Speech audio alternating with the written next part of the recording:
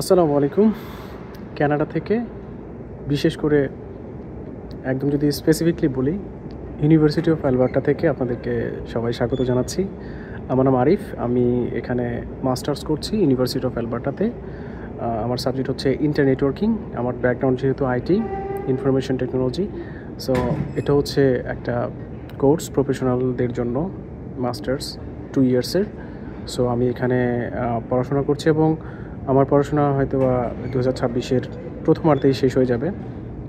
প্রথমার্ধে বলতে হচ্ছে অ্যারাউন্ড মে অথবা জুনের দিকে শেষ হয়ে যাবে। তো তারপর আসলে রিয়েল চ্যালেঞ্জ এখানে কানাডায় রিসেন্ট জবের যে একটা ক্রাইসিস, তো এর মধ্য থেকে একটা জব, প্রফেশনাল জব ম্যানেজ করা, সেটা হবে পরবর্তী চ্যালেঞ্জ। তো যাই হোক, আমার অবজারভেশন যতটুকু, কানাডায় আসলে জীবনযাত্রার মান খুবই ভালো, কিন্তু কিছু কমপ্লেন তো অবশ্যই আছে। কারণ মানুষ এখন প্রচণ্ড পরিমাণে স্ট্রাগল করছে একটা জব পাওয়ার ক্ষেত্রে, বিশেষ করে সার্ভাইভাল জবের ক্ষেত্রেও কিন্তু বিশেষ ধরনের একটা প্রতিযোগিতা চলছে। সেখানে রেফারেল সিস্টেম লাগে এবং কোম্পানিগুলো নিজেদের মধ্য থেকেই লোকজন সিলেক্ট করে। তো সেক্ষেত্রে এটা নতুনদের জন্য অনেক বেশি কঠিন। তারপরেও মানুষজনের যে ভালো জব হচ্ছে না তা কিন্তু না, তো লেগে থাকতে হবে আর কি। তো ইমিগ্রেশন পলিসিতে বেশ কিছু পরিবর্তন আসছে, যে কারণে কিন্তু আসলে নতুনদের জন্য বিশেষ করে বিশেষ চ্যালেঞ্জিং। তবে আমার ধারণা যে যারা প্রকৃত অর্থে যোগ্য তারা অবশ্যই এখানে ভালো একটা সিকিউর জব কিংবা ভালো একটা লাইফ তারা লিড করতে পারবে। এখানকার পিআর কিংবা সিটিজেনশিপ সব কিছুতেই তারা এগিয়ে থাকবে। আমি অবশ্যই অপটিমিস্টিক মানুষ, সেই হিসেবে এই কথাটা বলতে চাচ্ছি আর কি। আর বাংলাদেশের সাথে কানাডার অনেক ডিফারেন্স, বিশেষ করে লাইফস্টাইলে। এখানে আপনি আপনার মতো চলবেন, আপনার মতো ইনকাম করবেন, আপনার মতো ঘুরবেন। এখানে কেউ আপনাকে কিছু বলার কেউ নাই আর কি। আপনার একটা স্বাধীন জীবন থাকবে, এটা যদি বলি এটা একটা অ্যাডভান্টেজ।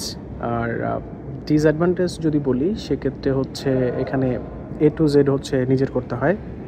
যেমন আমি ইউনিভার্সিটিতে আসছি একটা প্রিন্টিংয়ের জন্য, এই প্রিন্টটা কিন্তু আমাকে নিজেকেই করতে হবে। এখানে বাংলাদেশের মতো ওই মামা নাই যে মামা আমাকে প্রিন্ট করে দেন, হ্যাঁ এপিটোপি প্রিন্ট করে দেন, কত টাকা লাগবে কিংবা সামথিং, গিয়ে জাস্ট আমরা হচ্ছে পেন ড্রাইভে অথবা ইমেইলে আমরা দিয়ে দিই, ওরা প্রিন্ট করে দেয়। এখানে এই সার্ভিসটাও আছে, বাট ওটার জন্য আবার হচ্ছে ওয়েটিং টাইম আছে। তো সব মিলিয়ে সব কাজ A to Z করতে হয় এখানে। আমাদের ইউনিভার্সিটি থেকে একটা কার্ড দেয়, আইডি কার্ড, যেটাকে বলে ওয়ান কার্ড। সো এই ওয়ান কার্ডে কিন্তু আপনি টাকা জমা করতে পারবেন, ডিপোজিট করতে পারবেন, এবং এই ডিপোজিটের টাকা দিয়ে আপনি বিভিন্ন সার্ভিস, ইউনিভার্সিটির সার্ভিস অ্যাক্সেস করতে পারবেন। যেমন এখানে প্রিন্ট করতে টাকা লাগে, প্রতি পেজ প্রিন্ট করতে অ্যারাউন্ড 12 সেন্টের মতো লাগে। তো ওই আর কার্ড যদি আপনি ইউজ করেন, সেই আর কার্ড থেকে আপনি প্রিন্টের যে সার্ভিসটা সেটা পাবেন। যেমন আমি আজকে যেটা করলাম, প্রিন্ট করলাম আমার আর কার্ড থেকে।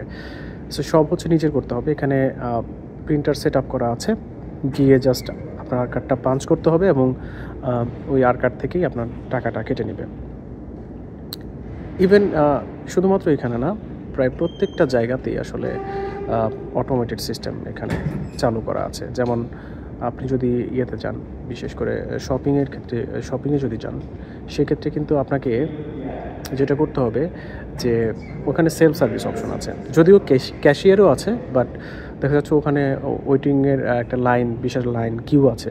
তো ওখানে সেলফ সার্ভিসের অপশন আছে, ওখানে গিয়ে আপনি নিজে চেক আউট করতে পারবেন, নিজে প্রোডাক্ট স্ক্যান করে কত টাকা হলো, জাস্ট ক্রেডিট কার্ড অথবা ডেবিট কার্ড পাঞ্চ করে আপনি পেমেন্ট করে আপনার মতো করে একটা রিসিপ্ট নিয়ে চলে আসবেন আর কি।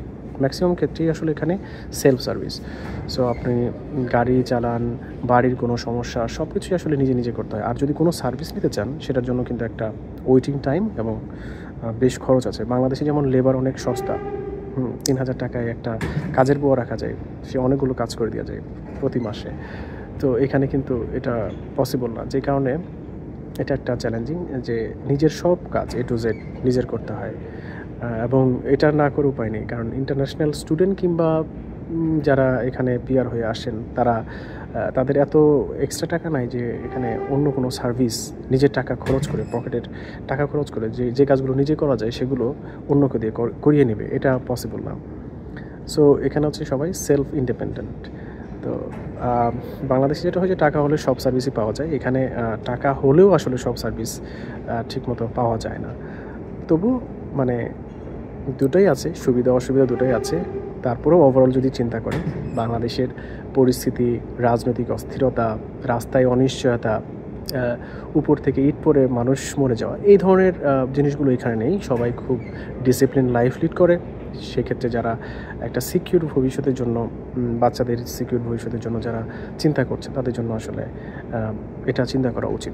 অবশ্যই চ্যালেঞ্জ আছে, বাট চ্যালেঞ্জের শেষে অবশ্যই ভালো দিনও আছে। এরকম মানুষ কিন্তু আমাদের চারপাশে অনেকেই আছে যারা এক্সাম্পল হয়ে আছে আমাদের জন্য। তো সবাই ভালো থাকবেন। অনেক দিন পর আসলে একটু কথা বলার সময় পেলাম। আসলে অনেক বিজি লাইফ কানাডাতে।